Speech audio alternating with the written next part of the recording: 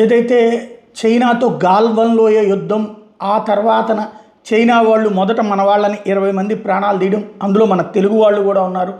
ఆ తర్వాతన మన వాళ్ళు వెంటాడి వేటాడి ప్రాణాలు తీయటం, అది వాళ్ళు 20 మందిని చంపితే మనం 35 మందిని చంపామని అమెరికా, 45 మందిని చంపామని బ్రిటను, 60 మందిని చంపామని జర్మనీ మీడియా ప్రొజెక్ట్ చేయడం, వాళ్ళ ఇంటెలిజెన్స్ని ఉటంకిస్తూ, అదే సందర్భంలో 200 స్ట్రెచ్చర్స్ ఆ టైంలో వెళ్ళినవి అంటాం. ఇంకో పక్కన అక్కడ అవుట్స్కట్స్లో సమాధులకు సంబంధించినటువంటి వీడియోలు కూడా వైరల్ కావడం, ఇవన్నీ జరిగిపోయినాయి చైనాది.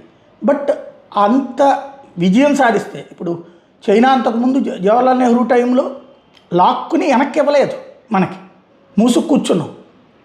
అట్లాంటిది డోక్లాంలో కావచ్చు, గాల్వన్ లోయలో కావచ్చు, తరిమితే అయ్యో అక్కడ ఆ పద్ధతి ప్రకారం ఫాలో అవ్వలేదు, ఇక్కడ ఈ పద్ధతి ప్రకారం ఫాలో అవ్వలేదని చెప్పేసి నరవనే చెప్పారంటూ రాహుల్ గాంధీ మొన్న పార్లమెంట్ వేదికగా మాట్లాడే ప్రయత్నం చేయడం. ముందు బడ్జెట్ స్పీచ్, బడ్జెట్ దాని మీద ఇదే రాష్ట్రపతి ప్రసంగం మీద మాట్లాడు అని చెప్పడం, అట్లా కాదు నేను దీని మీద మాట్లాడతాను, దేశ భద్రతకు ముఖ్యం అంటూ ఆయన ప్రస్తావించడం, దాన్ని వీళ్ళు అడ్డుకోవడం.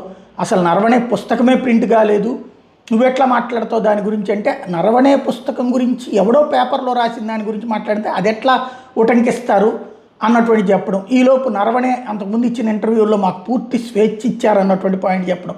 రాహుల్ గాంధీ అది స్వేచ్ఛ కాదు, అలా ఒంటరిగా వదిలేశారని చెప్పడం, దాని మీద చర్చ జరిగింది.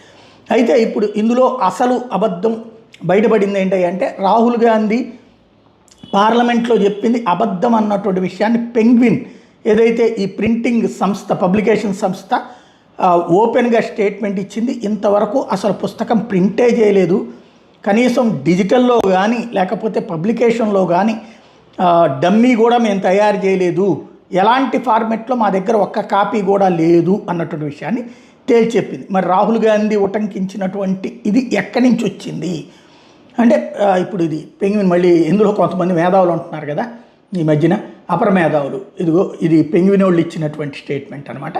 కాబట్టి మళ్ళీ అనలేదు అనొద్దు, వాళ్ళు స్టేట్మెంట్ ఇచ్చారు పెంగ్విన్ హౌస్ అనేటటువంటిది.